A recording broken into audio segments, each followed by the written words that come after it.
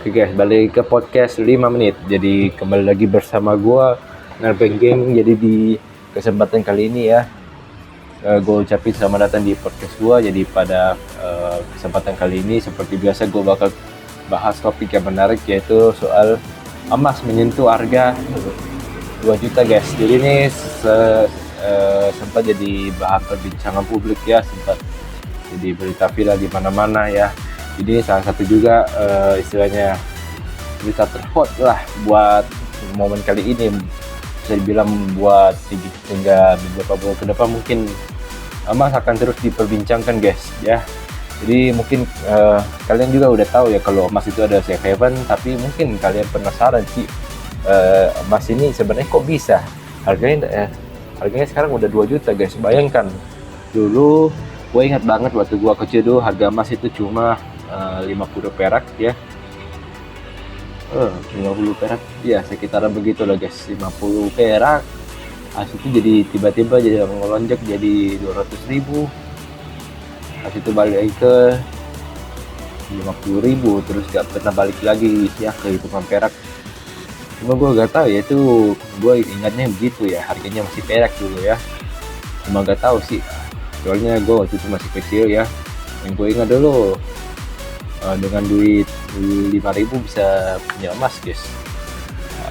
Dulu belum ada duit 100.000 juga kayaknya guys ya. Jadi mungkin salah satu juga yang jadi yang gue bakal jelaskan di sini adalah kenapa sih emas ini bisa tembus 2 juta ya. Jadi gue bakal jelaskan di kesempatan kali ini tentang 3 faktor utama penyebab harga emas bisa mencapai harga 2 juta guys. Kita bahas dulu ya yang pertama. Jadi itu faktor-faktornya, yaitu adalah yang pertama perang ya antara Ukraina dan Rusia sama Israel Palestina ya di Gaza. Terus yang kedua adalah perang tarif, di mana dan saat ini salah satu kompetitor yang paling wow pertarungannya, yang paling layak buat ditonton ada saat ini adalah Amerika dan Cina. Bayangkan guys, mereka perang tarif udah sampai 145% loh. Bayangkan 100% aja itu udah 2 kali lipat harga barang loh. Bayangkan kalau misalnya sampai 145%, kalian bisa bayangin aja tuh berapa banyak itu biaya yang diperlukan guys. Oke, jadi mungkin salah satu juga faktor utamanya ya. Terus ada juga yang terakhir adalah soal ekonomi yang tidak menentu guys, apalagi dengan inflasi yang kayaknya tinggi banget ya guys. Terus bank sentral bertahan di suku bunga yang tinggi. Begitupun Indonesia juga, kita punya masalah internal di mana korupsi masih merajalela, di mana istilahnya pengangguran bertambah banyak, terus orang makin susah sekolah, orang makin susah cari kerja, orang makin susah buat hidup ya. Jadi menyebabkan daya beli menurun ya di masyarakat. Tapi harusnya kok daya beli menurun, kan harusnya malah jadi inflasinya menurun dong, kok malah sama naik ya. Jadi salah satu faktornya juga adalah ya karena 2 faktor yang tadi, perang senjata dengan perang tarif ya. Jadi itu ada 2 masalah utama ya. Mungkin soal masalah di Indonesia ya kita tahu-tahu aja sih, korupsi di mana-mana, regulasi tidak menentu, terus istilahnya pajak tinggi banget guys, terus investor dari asing pada kabur semua karena kebijakannya tidak menentu ya. Jadi ya itulah dia guys. Jadi mungkin faktor-faktor itu adalah jadi penyebab kenapa harga emas bisa sampai 2 juta guys.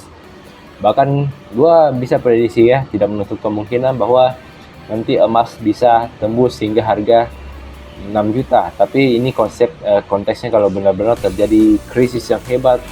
Tapi gue berdasarkan pengamatan gue dengan ilmu makroekonomi yang gue punya, gue bisa pastikan peluang resesi itu dan peluang krisis itu hanya sekitar 35% guys. Memang masih ada resiko, tapi ya tidak mungkin Presiden Amerika ya, tidak mungkin Presiden kita Bapak Prabowo menginginkan terjadinya krisis ya. Jadi buat pesan gua sebagai penutup adalah, jadi kalian harus jadikan ini sebagai pelajaran ya. Jangan sudah terlambat baru kalian mobil istilahnya FOMO. Makanya gua selalu sarankan kalian buat investasi, terutama di emas kalau misalnya kalian benar-benar tipenya orang konservatif ya.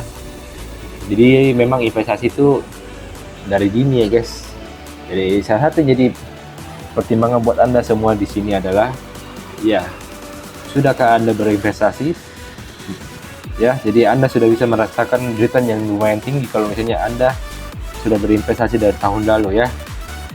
Jadi istilahnya tidak ada orang yang tidak pernah terlambat, tapi kesempatan itu akan selalu terbuka buat kita yang mau mencoba melakukannya hari ini. Oke, thank you for watching. See you in the next video. Bye bye.